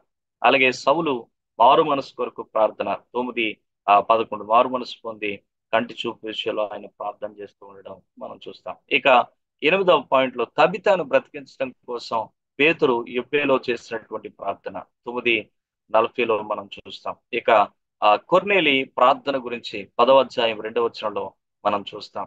కాబట్టి మరి ఇంత చక్కని ప్రార్థన వాతావరణం వారు కలిగి ఉన్నారు కనుక మరి వారిని బట్టి ఒక అన్యుడు కూడా ప్రార్థన చేస్తా ఉన్నాడు. అప్పటికి ఇంకా కొర్నేలికి రక్షణ లేదు, కానీ ఆయన కూడా ప్రార్థన చేస్తున్నటువంటి సంగతి మనకు చాలా స్పష్టంగా కనబడుతుంది. ఇక మీరు గమనిస్తే గనక చర్మకారుని ఇంట పేతురు యొక్క ప్రార్థనను గురించి మనం ఆలోచన చేస్తాం. 10వ అధ్యాయం 9వ వచనం అలాగే 11:5లో కూడా మనకి ఈ విషయం కనబడుతాం. అలాగే పేతురు విడుదల కొరకు సంఘం చేసినటువంటి ప్రార్థన 12వ అధ్యాయం 5వ వచనం అలాగే 12వ వచనంలో కనబడుతుంది. అంతియోకయ సంఘం ప్రార్థన చేసింది, బర్నబా పౌలును పంపింది ప్రార్థన చేసి, అది 13వ అధ్యాయం 3వ వచనంలో మనకు కనబడుతుంది. బర్నబా పౌలు వారు స్థాపించిన సంఘాల కొరకు ప్రార్థన చేశారు, ఇది 14:23లో కనబడుతుంది. అలాగే ఫిలిప్పి జైల్లో పౌలు శిలా ప్రార్థన చేశారు, ఇది 16వ అధ్యాయం 25వ వచనంలో కనబడుతుంది. అలాగే మిలేతు దగ్గర పౌలు ఎఫెసీ పెద్దలతో కలిసి ప్రార్థన చేశాడు, మిలేతు అనేటువంటి ప్రాంతంలో, అది 20వ అధ్యాయం 36వ వచనంలో కనబడుతుంది. అలాగే తూరు క్రైస్తవులతో సముద్ర తీరమున పౌలు ప్రార్థన చేయడం అనేటువంటిది 21వ అధ్యాయం 3-5 వచనాల్లో మనకు కనబడుతుంది. వాడలో పౌలు ప్రార్థన చేశాడు, అక్కడ కృతజ్ఞతాస్తుతులు చెల్లించి అనే మాట మనం చూస్తాం. కాబట్టి ఆయన ప్రభువుని స్తుతించి ప్రార్థించి ఆహారం తినడం అనేటువంటివి 35-36 వచనాల్లో చూస్తాం. అలాగే పొప్లి తండ్రి యొక్క స్వస్థత కొరకు ప్రార్థన చేశాడు, 28వ అధ్యాయం 8వ వచనం. మీరు గమనిస్తే ప్రారంభ అధ్యాయం మొదలుకొని ముగింపు అధ్యాయం వరకు కూడా మనకి ఆల్మోస్ట్ మనకి ఎక్కువగా ప్రార్థన ప్రార్థన ప్రార్థన ప్రార్థన అనేటువంటి విషయం మనకు కనబడుతుంది. సుమారు 18 పాయింట్స్ నేను మీ ముందు పెట్టడం జరిగింది. కాబట్టి గమనించండి, అందుకే మనకు ఆల్మోస్ట్ ప్రతి అధ్యాయంలో కూడా ప్రార్థన ప్రార్థన ప్రార్థన అనేటువంటిది రిపీట్ అవుతూ వస్తా ఉంది. సుమారుగా ఈ ప్రార్థన అనే పదం 30 సార్లు కంటే ఎక్కువ సార్లు ఉపయోగించబడింది ఈ యొక్క పుస్తకంలో. సాక్ష్యం గురించి మనం మాట్లాడుకుంటున్నాం, సాక్ష్యం అనే పదం ముఖ్యాంశం అనేటువంటి దాంట్లో చెప్పాను 30 సార్లు కంటే ఎక్కువ ఉందని. అలాగే ప్రార్థన కూడా 30 సార్లు కంటే ఎక్కువగా మరి ప్రస్తావించబడింది అనే విషయం గమనించాలి. అలాగే ప్రార్థన ప్రారంభ క్రైస్తవులు ఎడతెగక చేసే ఒక అభ్యాసం. వారు ఎడతెగకుండా ఈ అభ్యాసాన్ని చేశారు. అంటే మీరు ప్రతి అధ్యాయంలో కూడా ప్రార్థన ప్రార్థన ప్రార్థన ప్రార్థన మనం చదువుతున్నాం అంటే వాళ్ళు ఎంతగా దాన్ని అభ్యాసం చేశారో మనం అర్థం చేసుకోవచ్చు. అందుకే ప్రార్థన ప్రారంభ క్రైస్తవులకు ఊపిరి అనేటువంటి విషయాన్ని మనం జ్ఞాపకం చేసుకోవాల్సిన వారు వింటున్నాం. అందుకనే వారు 2వ అధ్యాయం 24వ వచనంలో ఎడతెక్క ప్రార్థన చేశారని మనం చూస్తున్నాం. 6 అధ్యాయం 4 వచనంలో మరి పేతురు భక్తుడు అంటాడు, మరి అపోస్తలుడైన పేతురు పలుకుతున్న మాట ఏంటంటే, మేమైతే ప్రార్థన యందును వాక్య పరిచర్య యందును ఎడతెక్క ఉంటాం అని చెప్తాడు. అలాగే 10 అధ్యాయం 2 వచనంలో కూడా ఎల్లప్పుడూ ప్రార్థన చేసేటువంటి ఒక ఆ ఆ వ్యక్తుల గురించి మనం చదువుతాం. కాబట్టి మీరు గమనిస్తే ప్రారంభ క్రైస్తవులకు ప్రార్థన అనేటువంటిది ఎడతెగక చేసే ఒక అభ్యాసం అనే విషయం మనకు అర్థమవుతాం. అలాగే వారి ప్రార్థనకు ఒక సమయం ఉంది, వారి ప్రార్థనకు ఒక స్థలం ఉంది. మీరు గమనిస్తే గనక 3 అధ్యాయం 1 వచనంలో ప్రార్థనా కాలమున పేతురు యోహానులు ఎక్కడికి వెళుతున్నారంటే దేవాలయములకు ఎక్కువ వెళుతున్నారని మనం చూస్తాం. ప్రార్థనా కాలం, వారి ప్రార్థనకు ఒక కాలం, ఒక సమయం ఉంది. వాళ్ళు ఎక్కడికి వెళుతున్నారు? దేవాలయములకు ఎక్కువ వెళుచున్నారు అనే మాట మనం చూస్తున్నాం. అలాగే 10 అధ్యాయం 9 వచనంలో కూడా మరి మనం చూసినప్పుడు మరి అపోస్తలుడు అయినటువంటి పేతురు గారు ఆయన ప్రార్థన చేయడానికి మేడ మీదకు లేదా మిద్ది మీదకు ఆయన ఎక్కాడు అనేటువంటి విషయం మనం చూస్తూ ఉన్నాం. అంటే ఖచ్చితంగా వారు ఎక్కడున్నప్పటికీ కూడా ప్రార్థనకి వారికంటూ ఒక స్థలం ఉంటుంది. వాళ్ళకంటూ ప్రార్థనకు ఒక సమయం వారు కలిగి ఉంటారు. ఆ సమయంలో ఖచ్చితంగా వారు ప్రార్థన చేస్తారు అనేటువంటి విషయం మనం జ్ఞాపకం చేసుకుంటాం. అందుకే ఈ విషయాలన్నీ చూసినప్పుడు ఆది సంఘము అంత ఆరోగ్యకరంగా ఉండడానికి ప్రధానమైన కారణం ఏంటో తెలుసా? ప్రార్థన. ప్రార్థన ప్రార్థన అనే వాతావరణంలోనే ఈ యొక్క సంఘం పుట్టింది. ప్రార్థన అనే వాతావరణంలోనే ఈ సంఘం ఎదుగుతూ వచ్చింది కనుక ఈ సంఘం, ఆది సంఘం, ప్రారంభ సంఘం ఏదైతే ఉందో అది చాలా ఆరోగ్యవంతమైన సంఘంగా ఉంది, చాలా శక్తివంతమైనటువంటి సంఘంగా ఉంది. ఈ రోజున జ్ఞాపకం చేసుకున్నట్లయితే ఎక్కడ చూసినా ప్రార్థనలు కూర్చున్న బోధలైతే ఉన్నాయి, కానీ ప్రార్థనలు చాలా తక్కువగా ఉన్నాయి అనేటువంటి విషయాన్ని జ్ఞాపకం చేసుకుందాం. అందుకే దయచేసి మన ప్రార్థనా జీవితాలు సరిచూసుకుందాం, మన ప్రార్థనా జీవితాలు సరి చేసుకుందాం.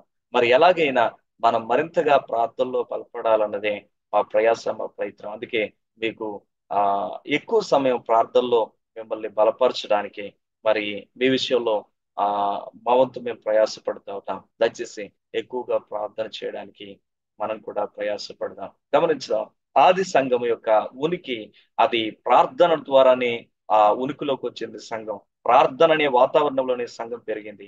అందుకే ఆది సంఘం ఆరోగ్యవంతమైనటువంటి సంఘమైన విషయాన్ని జ్ఞాపకం చేసుకుంది. ఈ రోజు మనం ఆలోచన చేద్దాం, మనకి ప్రార్థనకు సమయం ఉందా? మనకి ప్రార్థనకుంటూ స్థలం ఉందా? ఆలోచన చేద్దాం. ఒకవేళ లేకపోయినట్లయితే దీన్ని మనం కూడా అభ్యాసంగా చేసుకుందాం. మీకు అనేక పర్యాయాలు చెప్పాను, మరొకసారి జ్ఞాపకం చేస్తున్నాను. దానియేలు దినానికి 3 సార్లు ఆయన ప్రార్థన చేసేవాడు. 6 అధ్యాయం 10 వచనం దానియేలు గ్రంథంలో మనం చూస్తున్నాం. దినానికి 3 మార్లు, అనుదినము అనేటువంటి మాట మనం చూస్తాం. అనుదినము ఆయన దినమునకు 3 మార్లు ఆయన నమ్మకంగా ఆయన ప్రార్థన చేశాడు. అందుకనే అక్కడ యథాప్రకారము అనే మాట కూడా మనం చూస్తాం. అంటే రోజు చేస్తాడు, అది యథాప్రకారం చేస్తాడు. అంటే ఎప్పుడు చేసినట్టే ఆయన చేస్తాడు. కాబట్టి ఒక శాసనం చేయబడిందని తెలిసి కూడా ఆయన తన ప్రార్థనలో మార్పు లేదు, ప్రార్థించే విధానంలో మార్పు లేదు. ఆయన యథావిధిగా ప్రార్థన చేస్తాడు. యెరూషలేం తట్టు వారు తలుపులు తెరిచి ప్రార్థన చేస్తారు. ఎందుకంటే రాజు అయినటువంటి సొలొమోను తన ప్రార్థనలో చెప్పాడు, ప్రతిష్ఠ చేసినప్పుడు, అయ్యా మేము ఒకవేళ అవిధేయులమైతే మా యొక్క జనాంగాన్ని భూదిగంతాల వరకు నువ్వు చెదరగొడితే అక్కడి నుంచి సైతం నీ నామం పెట్టబడి నీ మందిరం వైపు మేము తిరిగి మా చేతులెత్తి ప్రార్థన చేస్తే నువ్వు మా ప్రార్థన ఆలకించాలి, నువ్వు మమ్మల్ని ఈ స్థలానికి మళ్ళీ వెనక్కి తీసుకొని రావాలని ఆయన విజ్ఞాపన చేశాడు. కాబట్టి దాన్ని వారు ఆధారం చేసుకొని యెరూషలేము తట్టు కిటికీ తలుపులు తెరిచి వారు చేతులెత్తి ప్రార్థించడం, దానియేలు అది వాడుగ్గా చేసేవాడు.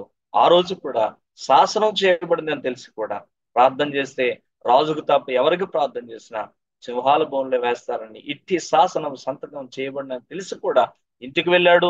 యథాప్రకారం అనుదినము తను చేస్తున్నట్లే మోకాళ్ళలోని కిటికీలు యెరూషలేము తట్టు తెరచి ఆయన ప్రార్థన చేసినాడు. ఎంత చక్కని వాడుకో కదా. ఈ రోజున చాలా విషయాలు మనం అలవాట్లు నేర్చుకుందాం అనుకుంటాం, అయితే మంచి హెల్తీ అలవాట్లు నేర్చుకుందాం. ఇదిగో దానియేలు నుంచి నేర్చుకుందాం, ఇదిగో ఆది సంఘం నుంచి నేర్చుకుందాం. ఇదిగో ఈ ప్రార్థన వాతావరణంలో పెరిగిన ఈ సంఘం ఎంత ఆరోగ్యదాయకంగా, ఎంత శక్తివంతంగా ఉంది. ఆ భక్తుడు ఎంత పరిశుద్ధంగా, ఎంత శక్తివంతంగా ఉన్నాడు. ఈ రోజు మనం కూడా ప్రార్థన లేకపోతే మన జీవితాల్లో కూడా శక్తి అనేటువంటిది లేదు అనేటువంటి విషయాన్ని గమనించాలి. ఈ సందర్భంలో ఒక దైవజనుడు ఇలా అన్నాడు, మోర్ ప్రేయర్ మోర్ పవర్ అన్నాడు. లెస్ ప్రేయర్, లెస్ పవర్ అన్నాడు. నో ప్రేయర్, నో పవర్ అన్నాడు. మోర్ ప్రేయర్ అంటే ఎక్కువ ప్రార్థన, ఎక్కువ శక్తి. లెస్ ప్రేయర్, లెస్ పవర్, తక్కువ ప్రార్థన, తక్కువ శక్తి. అసలు ప్రార్థన లేదా, నీకు శక్తే లేదు. ఈరోజు ఈ విషయాలు మనం ఆలోచన చేద్దాం. నువ్వు ఎక్కువ ప్రార్థించి ఎక్కువ శక్తివంతమైన విశ్వాసిగా, దేవుని బిడ్డగా జీవించాలని ఆశపడుతున్నావా? తక్కువ ప్రార్థించి తక్కువ శక్తివంతమైనటువంటి దేవుని బిడ్డగా జీవించాలని ఆశపడుతున్నావా? అసలు ప్రార్థనే చేయకుండా అసలు శక్తి లేనటువంటి ఒక దేవుని బిడ్డగా బ్రతకాలని ఆశపడుతున్నావా? ఆలోచన చేయి. కాబట్టి ఈ రోజున ఈ విషయాలు మనం జ్ఞాపకం చేసుకుందాం. ఇవి కూడా మీరు రాసుకోండి. More prayer, more power. Less prayer, less power. No prayer, no. ఎక్కువ ప్రార్థన, ఎక్కువ శక్తి. తక్కువ ప్రార్థన, తక్కువ శక్తి. అసలు ప్రార్థన లేదు, అసలు శక్తి కూడా లేదు. కాబట్టి ఈరోజు ఎలా ఉన్నాం ఆలోచన చేద్దాం. 14 వచనం మనకు చాలా చక్కగా మనకు వివరణ అందిస్తాం. ఏంటి అంటే గనక, వారు ఏక మనసుతో ఎడతెగక ప్రార్థన చేశారు. ఈరోజు మన ప్రార్థనలో ఏకత్వం ఉందా? మన ప్రార్థనలో పట్టు వదలని పద్ధతి ఉందా? ఆలోచన చేద్దాం. అందుకే ప్రభు కూడా లూకాసు వార్త 18వ అధ్యాయం 1వ వచనంలో చెప్పాడు కదా, మీరు విసుకక నిత్యము ప్రార్థన చేయాలి. కాబట్టి మనం విసుగుపోకుండా, విడిచిపెట్టకుండా, జవాబు వచ్చేంత వరకు కూడా మనం చక్కగా ప్రార్థన చేయాలి. మీకు జ్ఞాపకం ఉందా? అందుకొరకే కదా ఆన్లైన్ ప్రేయర్ లో మీ అందరికి కూడా ఇస్తున్నటువంటి ప్రార్థనాంశాలు. మార్చకండి, మీకు జవాబు వచ్చేంత వరకు ఎడతెక్క మనం ప్రార్థన చేద్దాం, విసుగుపోకుండా ప్రార్థన చేద్దామని మీకు అందుకొరకే మేము తెలియజేస్తాం. కాబట్టి జ్ఞాపకం చేసుకుందాం. ఏక మనసుతో ప్రార్థన, ఎడతెగని ప్రార్థన ఆది సంఘం అవలంబించింది. ప్రార్థనకు చాలా ప్రాముఖ్యత ఈ గ్రంథం అంతట్లో మనకు కనబడుతుంది.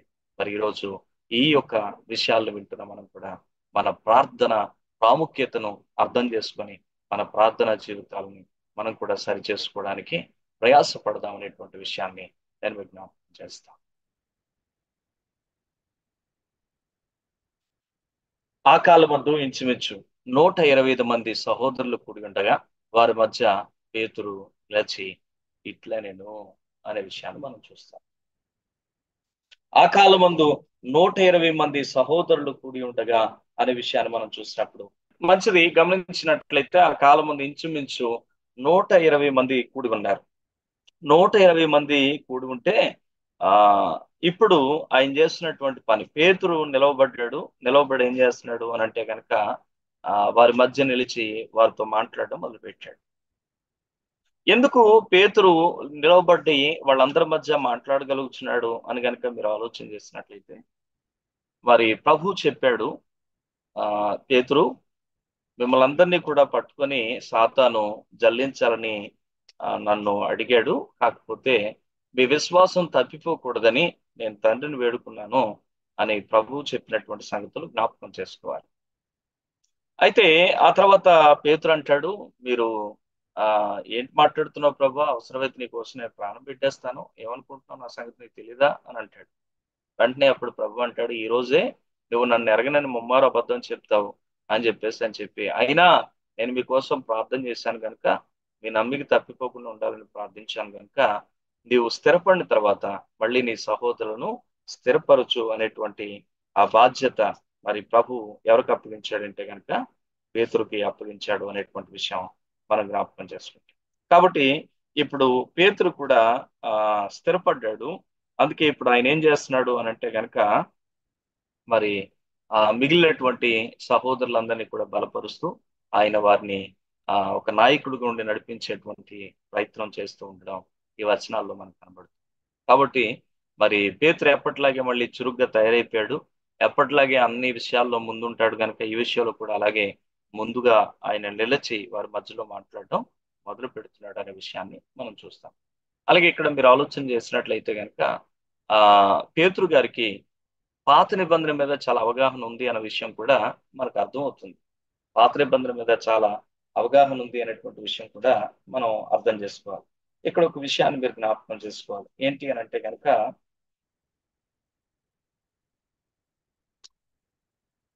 అపోస్తలుల కార్యములు 4వ అధ్యాయం 13వ వచనాన్ని మీరు ఒకసారి చూస్తే కనుక, వారు పేతురు యోహానుల ధైర్యం చూసినప్పుడు వారు విద్య లేని పామరులని గ్రహించి ఆశ్చర్యపడిరి అనే మాట మనం చూస్తాం. వారు విద్య లేని పామరులు అనే విషయం మనకు కనబడుతుంది. అంటే పేతురు గారు చదువుకున్నాడా, చదువుకోలేదా? చదువుకోలేదు.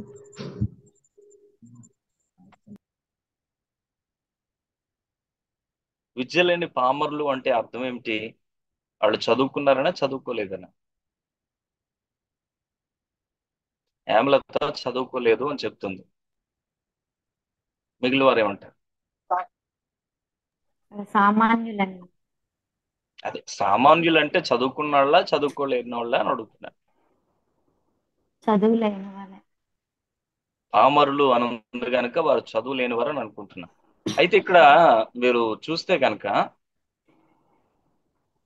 పరిశుద్ధాత్మ దావీదు ద్వారా పూర్వం పలికిన ఆ మాటలు నెరవేరవలసి ఉండెను అని అంటాడు.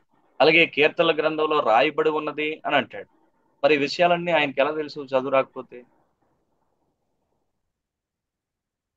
దేవుని జ్ఞానంలో.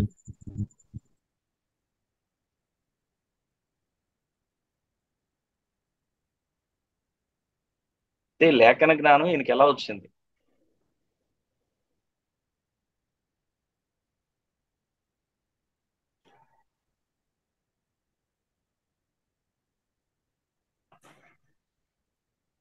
మీరు జాగ్రత్తగా ఆలోచించాల్సిన విషయం ఏంటంటే ప్రతి యూదుడు తప్పకుండా ఇంటి దగ్గర ధర్మశాస్త్రం చదవడం నేర్చుకుంటాడు.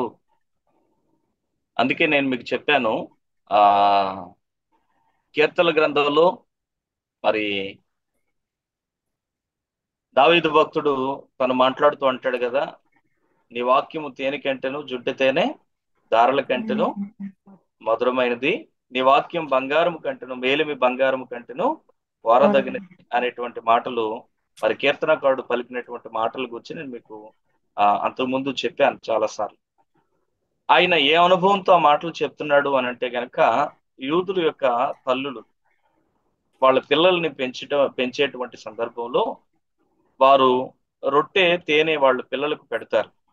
అలా వాళ్ళు పెట్టేటువంటి ఆ సందర్భంలో వారు ఏం చేస్తారు అని అంటే గనక ఆ యొక్క రొట్టె తేనె వారు తినిపిస్తున్నటువంటి సందర్భంలో ఆ తేనెతో ధర్మశాస్త్రంలో ఉండేటువంటి వాక్యములు అక్షర రూపంలో రాస్తూ వాళ్ళ చేత పలికిస్తూ వాటిని ఆ ఆ యొక్క వాక్యములను రాసినటువంటి రొట్టె ముక్కలను వారి చేత తినిపిస్తారు. ఆ తేనె అలా వారు తింటూ తింటూ పెరుగుతారు కాబట్టి వాళ్ళు ఏమని చెప్పగలుగుతున్నారు అని అంటే కనుక, అయ్యా నీ వాక్యం ఎటువంటిది అని అంటే తేనె కంటే జుంటి తేనె దారుల కంటే కూడా మధురంగా ఉంటది. దాన్ని అందుకే తేనెతో పోల్చి చెప్తా ఉన్నాడు.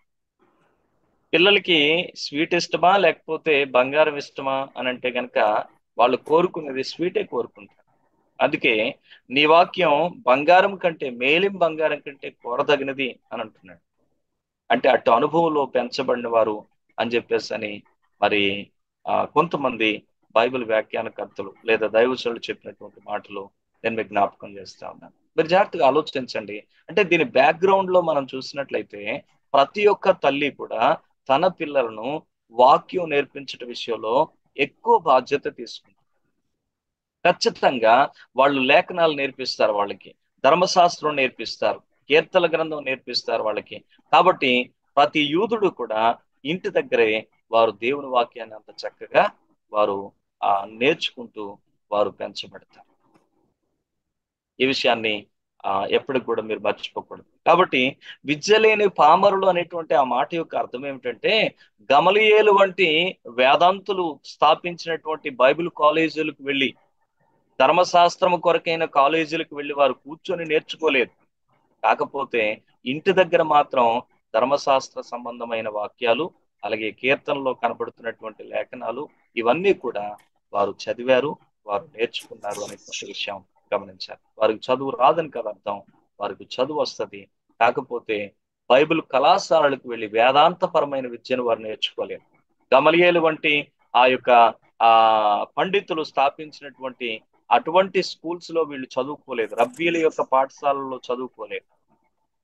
రబ్బీలు పాఠశాలలో చదవలేదు కనుక వీరు విద్య లేని పామరులు అన్నారు తప్ప గాని నిజానికి వారికి విద్య రాదనేటువంటిది కాదు.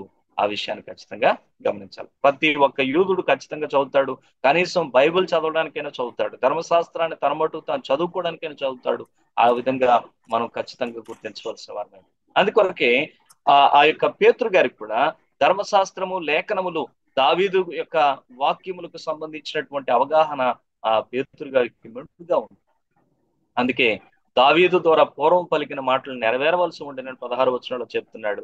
అలాగే 20 వచనంలో కూడా అతని ఇల్లు పాడైపోవును గాక, దానిలో ఎవరు కాపురం ఉండకపోవును గాక, అతని ఉద్యోగం వేరొకటి తీసుకును గాక అని కీర్తన గ్రంథంలో రాయబడి ఉన్నదనే విషయాన్ని కూడా ఆయన జ్ఞాపకం చేయడం అనేటువంటిది మనం చాలా స్పష్టంగా చూస్తూ ఉన్నాం. కాబట్టి ఈ విషయాలు మనం జ్ఞాపకం చేసుకుందాం. గమనించండి, ఇక్కడ మనం ఆలోచించినట్లయితే కనుక ఆ కాలమందు ఇంచుమించు 120 మంది సహోదరులు కూడి ఉండగా వారి మధ్య పేతురు నిలబడి మాట్లాడుతున్నాడు. ప్రభు చెప్పిన మాట జ్ఞాపకం వచ్చిందేమో, నువ్వు స్థిరపడిన తర్వాత నువ్వు లేచి నీ సహోదరులను కూడా స్థిరపరచు. కాబట్టి వారిని స్థిరపరుస్తున్నటువంటి ఆ యొక్క విషయాలు జ్ఞాపకం చేసుకుంటాం. 16 వచనంలో సహోదరులారా, ఇప్పుడు పేతురు మాట్లాడుతూ యేసును పట్టుకున్న వారికి త్రోవ చూపినటువంటి యోధాను గూర్చి పరిశుద్ధాత్మ దావీదు ద్వారా పూర్వం పలికిన మాట నెరవేరవలసి ఉండెను అనే విషయం మనం చూస్తున్నాం. అంటే ఇప్పుడు ఇక్కడ ఒక ప్రశ్న మనం వేసి ఆలోచించవలసిన వారు, దావీదు ద్వారా దేవుడు పూర్వం ఆల్రెడీ పలికాడు యోధాను గూర్చి అని ఇక్కడ అంటున్నాడు ఆయన. కాబట్టి ఇప్పుడు యోధా చేసిన తప్పే ఉంటది. అప్పుడు దేవుడు ఏం పలికాడు అదే కదా యోధా చేశాడు. అలాంటి అప్పుడు యోధా మరి ఏం తప్పు చేసినట్టు ఉంటది?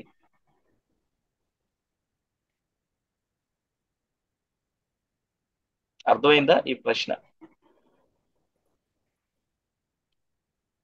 దేవుడు ఏ మాట అయితే పలికాడో యోధా అదే చేశాడు అన్నట్లుగా ఇక్కడ మనకు అర్థమవుతుంది కదా. అలాంటప్పుడు దేవుని మాట ఆ ఖచ్చితంగా నెరవేరు తీరుతుంది కదా. అలాంటప్పుడు యోధా చేసిన తప్పు ఏమిటి?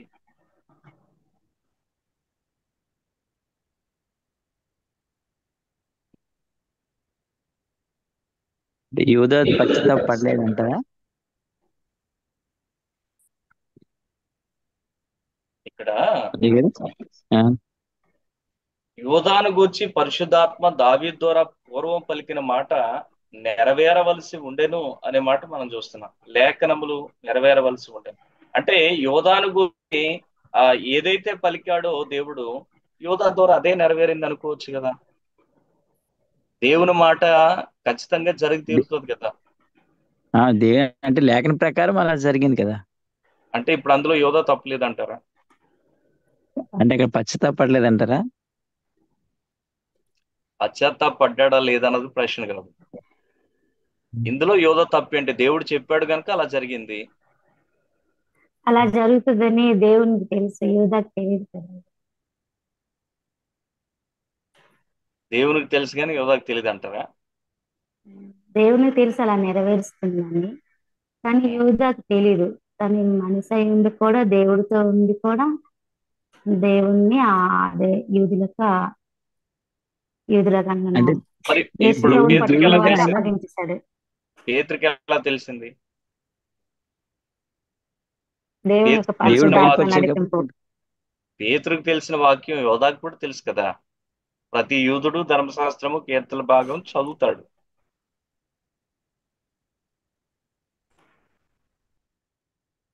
ఓకే, ఇక్కడ మీరు ఆలోచించాల్సినటువంటి విషయం ఏంటంటే, యోధా పేరు మీద దేవుడు ఏమీ చెప్పలా.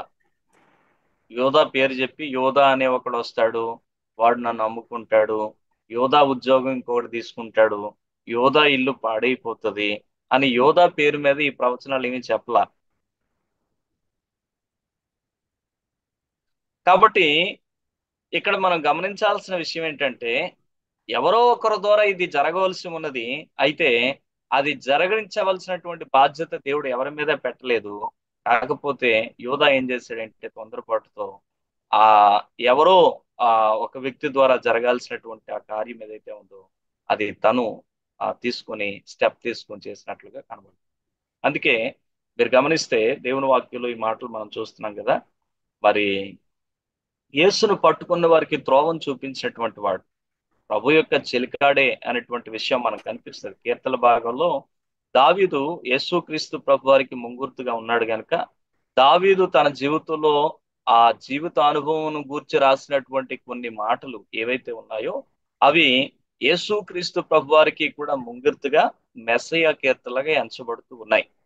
అటువంటి ఎంచబడినటువంటి లేఖన భాగాల్లో నుంచే కొన్ని మాటలు ఇక్కడ పేతురు పైకెత్తి మాట్లాడుతూ ఉన్నాడు. వాస్తవానికి యోధా పేరుతో అక్కడ ఏమీ చెప్పబడలేదు. కాకపోతే అక్కడ యోధా జీవితం ద్వారా జరిగినటువంటి పరిణామాలను బట్టి పేతురు కన్ఫర్మ్ చేస్తున్నాడు అనమాట. ఏమని కన్ఫర్మ్ చేస్తున్నాడంటే ఈ దావీదు చెప్పింది యోధా గూర్చే అని కన్ఫర్మేషన్ పేతురు చేస్తున్నాడు తప్ప గాని అంతకుముందు దావీదైతే యోధా పేరు మీద కన్ఫర్మ్ చేసి మాటలైతే రాయలేదు అనే విషయాన్ని మనం జ్ఞాపకం చేసుకోవాల్సిన వారమై ఉంటుంది. అంతేకాదు మీరు గమనించినట్లయితే కనుక మరి అంతమంది శిష్యులు ఉన్నారు కదా, వాళ్ళ శిష్యులందరితో పాటు యోధా కూడా ఉన్నాడు కదా. యోధా అసలు ఎందుకు అమ్మాడో మీకు తెలుసా? మీరు ఆలోచించినట్లయితే ఒక ఆశ్చర్యం కలిగించే సంగతి కనబడుతుంది మనకి. మత్తయి సువార్తలోకి మీరు వచ్చి చూడండి ఒకసారి. పేతుర్ని ప్రభువుని అమ్మినటువంటి సంఘటన తర్వాత ఆయన చేసినటువంటి పని మనం చూస్తాం. 27వ అధ్యాయంలో మనం చూసినప్పుడు 27వ అధ్యాయంలో 3వ వచనం, అప్పుడు ఆయనను అప్పగించిన యూదా ఆయనకు శిక్ష విధించబడగా చూచి పశ్చాత్తాపపడి అనే మాట కనబడుతుంది. ఆయనను అప్పగించిన ఇస్కరియోతు యూదా ఆయనకు శిక్ష విధించబడగా చూచి పశ్చాత్తాపపడి అనే మాట మనకు కనబడుతుంది. అంటే ఆయన ఏ ఉద్దేశంతో యేసుక్రీస్తు ప్రభు వారిని అమ్మేశాడు అని అంటే, చాలా తెలివైనోడు యూదా. ఏమనుకున్నాడు అని అంటే కనుక యేసుక్రీస్తు ప్రభు వారిని ఎవరు చంపలేరు కాబట్టి నేను ఆయన్ని అప్పగించినా ఆయన ఎవడు బంధించలేడు, ఒకవేళ బంధించినా ఆయన ఎవరు చంపలేరు, ఆయనకి ఎవరు శిక్ష విధించలేరు. ఖచ్చితంగా వాళ్ళందరి చేతుల్లో నుంచి అవలేలుగా ఆయన తప్పించుకొని బయటకు వెళ్ళిపోగలడు. నా డబ్బులు నాకు ఉంటాయి, అలాగే ప్రభు కూడా చక్కగా బయట తిరుగుతాడు, ఏం పర్లేదని ఈయన కొంచెం ధైర్యం చేసి అమ్మేశాడు. తీరా అందుకొరకే ఆయనకు శిక్ష విధించబడగా చూచి అప్పుడు పశ్చాత్తాపడుతున్నాడు. అరేరే ఇలా జరిగి ఉండకూడదే, నేను వేసిన ప్లాన్ తారుమారైపోయింది అని చెప్పేసి. మీరు ఆలోచించండి. వాస్తవానికి ఇప్పుడు యోధా ఒక సంగతి మర్చిపోయాడని మనకు అర్థమవుతుంది. యేసుక్రీస్తు ప్రభు వారు అనేక పర్యాయాలు ఒక మాట పదే పదే చెప్పాడు. ఏమని అంటే కనుక, ఇదిగో మనం యెరూషలేముకు వెళుతున్నాము, యెరూషలేములో మనుష్య కుమారుడు పాపిష్టులైన మనుషుల చేతికి అప్పగించబడతాడు, వారు ఆయనను కొడతారు, హింసిస్తారు, నానా బాధలు పెడతారు, చివరికి ఆయనను చంపివేస్తారు. అయినప్పటికీ కూడా ఆయన 3వ దినాన్ని తిరిగి లేవడం అగత్యం అనేటువంటి విషయాన్ని ప్రభు చాలా సార్లు చెప్పాడు. కాబట్టి మీరు గమనిస్తే మరి ఇన్ని మారులు ఆయన చెప్తా ఉంటే ఆయన ఆయన ఖచ్చితంగా పట్టబడతాడు, ఆయన శిక్ష విధించబడతాడు, ఆయన చనిపోతాడు, ఆయన ప్రాణం పెడతాడు, ఇన్ని విషయాలు ఆయన చెబుతా ఉంటే ఈ విషయాలేమి ఆయన వినలేదు. చాలా మంది ఈ రోజుల్లో అలాగే ఉంటారు. ఆయన పక్కనే ఉన్నాడు కానీ యోధా అదేమి వినటం లేదు, అదేమి గ్రహించటం లేదు, అదేది తలకెక్కించుకోలేదు. అందుకొరకు ఏమనుకున్నాడు అని అంటే, ఏం పర్లేదు, యేసయ్యను నేను అమ్మేసిన ఆయన మళ్ళీ ఎలా బయటకు వచ్చేస్తాడు, నా దగ్గర డబ్బులు ఉండిపోతాయి, ఆయన హ్యాపీగా బయటకు వచ్చేస్తాడు అనుకున్నాడు. కానీ అక్కడ పరిస్థితి తారుమారైంది. యేసుక్రీస్తు ప్రభు వారు ఆయన శిక్ష విధించబడడం చూసినప్పుడు ఇప్పుడు వెంటనే పరిగెత్తుకొని వచ్చాడు. ఆ యొక్క పరిచయాల దగ్గరికి వచ్చి, వద్దొద్దు, నా యేసు నాకు ఇచ్చేయండి, ఇదిగో మీ డబ్బులు మీరు తీసుకున్నాను. అప్పుడు ఆ యాజకులు ఏమన్నారంటే, అవంతా మాకు అనవసరం, నేను నిరపరాధి రక్తాన్ని మీకు అప్పగించాను కాబట్టి నేను చాలా పాపం చేస్తానని చెప్పాడు. వాళ్ళ దగ్గరికి వచ్చి పశ్చాత్తాపడతాం. ఈ రోజు కూడా చాలా మంది చేసే పొరపాటు ఏంటో తెలుసా? ఎవరికి విరోధంగా మనం పాపం చేసాం ఆయన దగ్గరకు వచ్చి పశ్చాత్తాపడరు, ఆయన్ని పక్కన పెట్టి ఇక ఎవరో సంబంధం లేని వ్యక్తుల దగ్గరికి వెళ్ళి పశ్చాత్తాపడతాం. యోధా చేసినట్టే చాలా మంది చేస్తారు ఈ రోజు కూడా. గమనించండి, దావీదు చేసినట్లుగా మన పశ్చాత్తాపం దావీదు చేసిన ప్రార్థన లాగా పశ్చాత్తాప ప్రార్థన. దేవా, నీకు విరోధంగా, నీకే విరోధంగా నేను పాపం చేశాను, దేవుని దగ్గరకు వచ్చి పశ్చాత్తాపడతా ఉన్నాడు. ఇదిగో ఈ యొక్క యోధా కూడా ఒకవేళ ప్రభు దగ్గరకు వచ్చి పశ్చాత్తాపడితే కనుక ఆయనకు కూడా మేబీ ఇటువంటి పరిస్థితి వచ్చిండేది కాదు. కాబట్టి మనం జ్ఞాపకం చేసుకోవాల్సిన వారు, ఆయన ప్రభు దగ్గరికి రాకుండా యాజకుల దగ్గరికి వెళ్ళాడు. వాళ్ళు అవన్నీ మాకు అనవసరం, అదేదో నువ్వే చూసుకో, నీ డబ్బులు నీకు ఇచ్చేసాం, నీకు మాకు సంబంధం లేదన్నట్టుగా మాట్లాడేశారు కనుక ఇప్పుడు ఆయన ఏం చేశాడంటే ఆ కాసులు దానికి ఏం చేయడానికి ఆయనకు వల్లపడలేదు, ఏమీ ఆలోచన తోచలేదు. ఆ కాసులు మందిరంలోకి విసిరేసాడు, దేవాలయంలోకి. పరిగెత్తుకుని వెళ్ళి ఏం చేశాడంటే ఉరి పెట్టుకుని చచ్చిపోయాడు.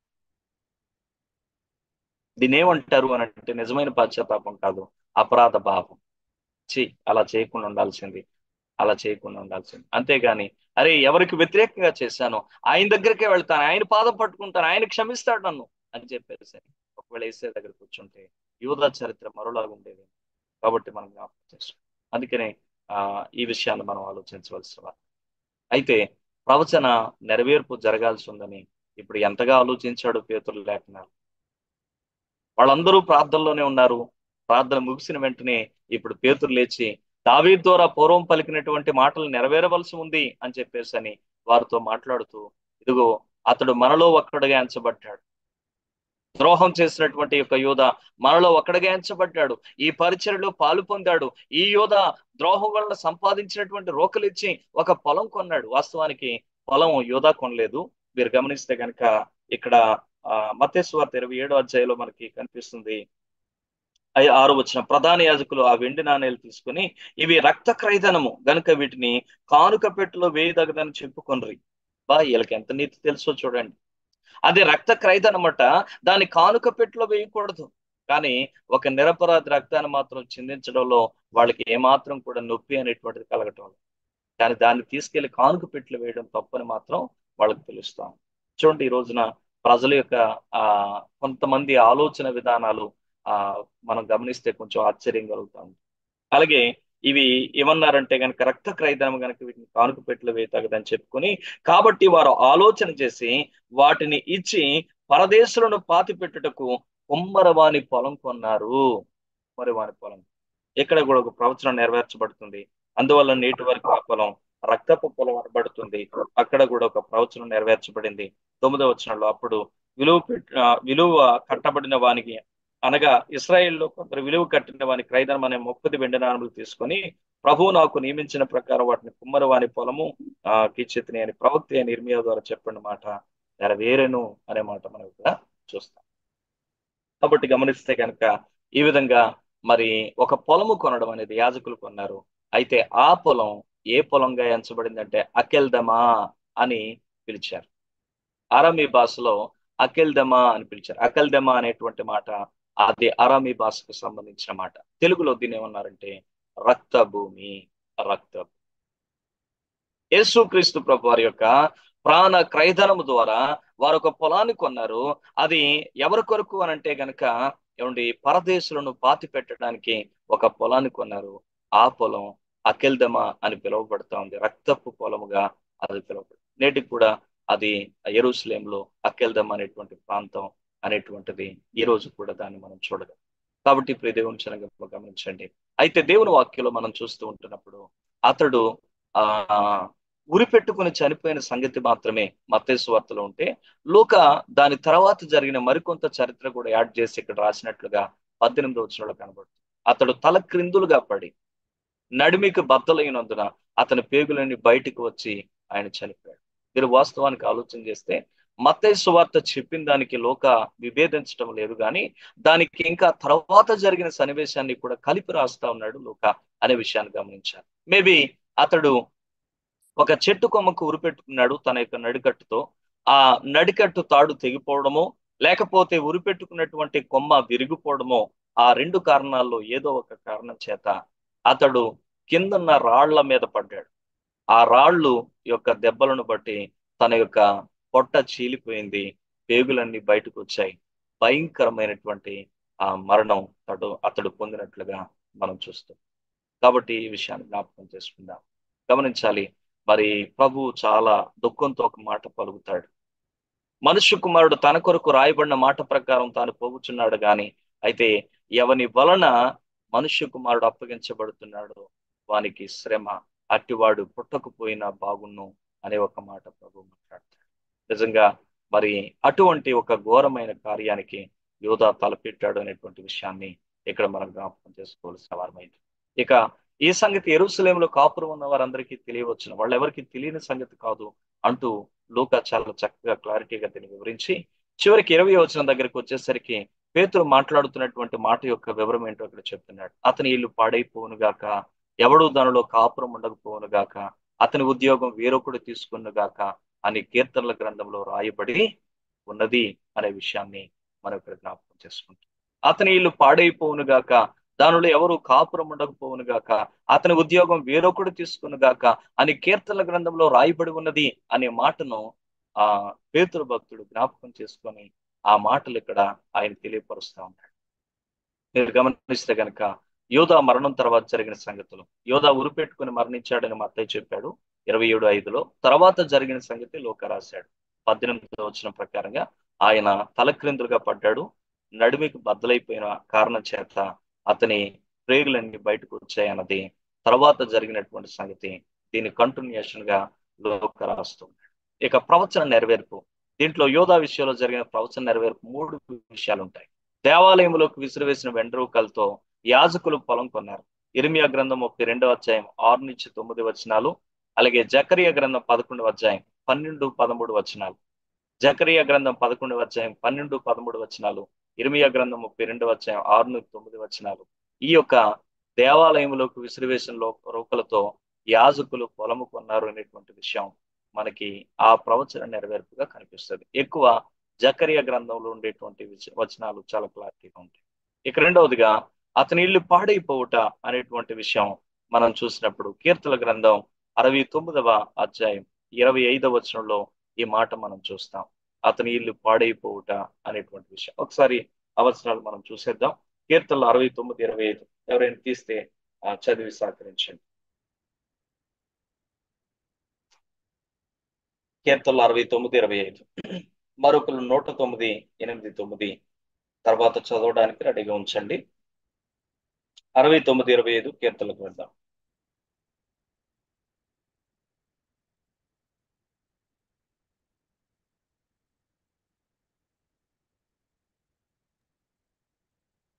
వారి పాలెము పాడవును గాక, వారి గుడారములో ఎవరునూ ఉండకపోవును గాక. నీవు మొత్తిన వానిని వారు తరుముచున్నారు, నువ్వు కాబట్టి ఇక్కడ మనం గాయపరిచిన చూస్తే వారి గుడారములో ఎవరు ఉండకపోవును గాక అనే మాట, వాని ఇల్లు పాడైపోవుట అనే విషయానికి సూచనగా చెప్పబడినటువంటి మాట.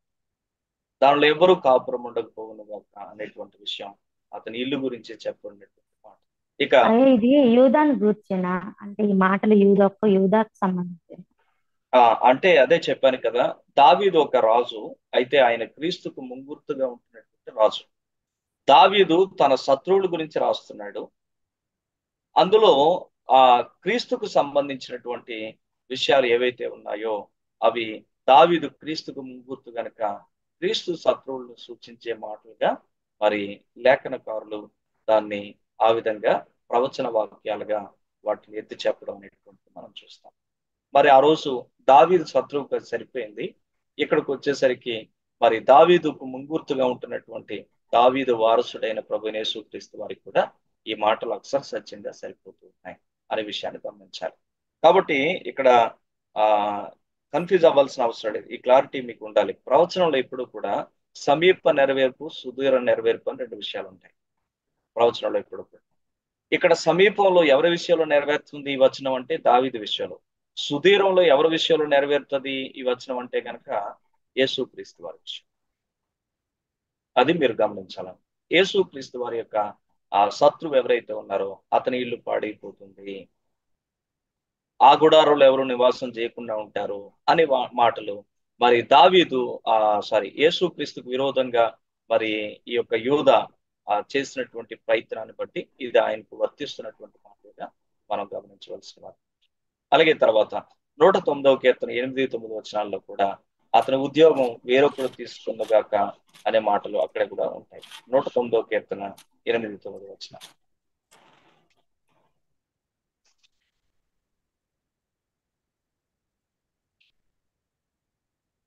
వాని జీవిత దినములు కొద్దివగును గాక, వాని ఉద్యోగమును వేరొకడు తీసుకొనును గాక, వాని బిడ్డలు తండ్రి లేని వారు అగుదురు గాక, వాని భార్య విధవరాలు అగును గాక. మీరు అక్కడ గమనిస్తే గనక అతని ఉద్యోగం వేరొకడు తీసుకును గాక అనే ఈ మాటను బేస్ చేసుకుని తర్వాత పారాగ్రాఫ్ లో మరి పేతురు ఒక గొప్ప నిర్ణయాన్ని చేస్తాడు. దానికి సంబంధించిన విషయాలు వచ్చే వారంలో మనం చూస్తాం. వచ్చే వారంలో మరి పేతురు చేసినటువంటి తీర్మానం ఏమిటి, మరి అపోస్తలుడు అంటే ఎవరు, అపోస్తలుడు ఉండాల్సినటువంటి లక్షణాలు ఏంటి, ఈ విధంగా అపోస్తలులకు సంబంధించినటువంటి కొన్ని సంగతులు కూడా వచ్చే వారం మనం చూడడానికి ప్రయత్నించుంటాం. గుర్తుపెట్టుకోండి, ప్రవచనం అంటే రెండు విషయాలు: సమీపంలో నెరవేర్పు, సుదూరంలో నెరవేర్పు. సమీప నెరవేర్పు అనేటువంటిది అది దావీదుకు సంబంధించిన విషయాలు, సుదూరంలో ప్రభువైన యేసుక్రీస్తు వారికి సంబంధించినవిగా అవి ఆయన జీవితంలో నెరవేర్చబడే అంశాలుగా కనబడుతుంది. అందుకే ఈ కీర్తనలో చెప్పబడినటువంటి విషయాలు ఏవైతే ఉన్నాయో అవి క్రీస్తులో నెరవేర్పుగా మనం చూస్తాం. 22వ కీర్తన కూడా దావీదు శ్రమల్లో రాయబడిన కీర్తన, అయితే అది కూడా మెస్సయ్య కీర్తనగా మనం చూస్తాం. యేసుక్రీస్తు ప్రభు శిలువ మరణంలో 22వ కీర్తనలో అనేక సంగతులు నెరవేర్చబడ్డాం మనం చాలా స్పష్టంగా చూస్తాం. అందుకే ప్రవచనం అనేది కేవలం ప్రవచనం అంటే భవిష్యత్ వాక్యం మాత్రమే కాదు, అది ప్రస్తుత కాలంలో కూడా ఆ తరంలో ఉండే వారికి వర్తించే వాక్కుగాను, భవిష్యత్ తరానికి అన్వయించబడేటువంటి లేదా నెరవేర్చబడేటువంటి వాక్కుగాను ఉంటుంది. అది ప్రవచన వాక్యానికి ఉండేటువంటి లక్షణంగా మనం గమనించాలి. ఓకే,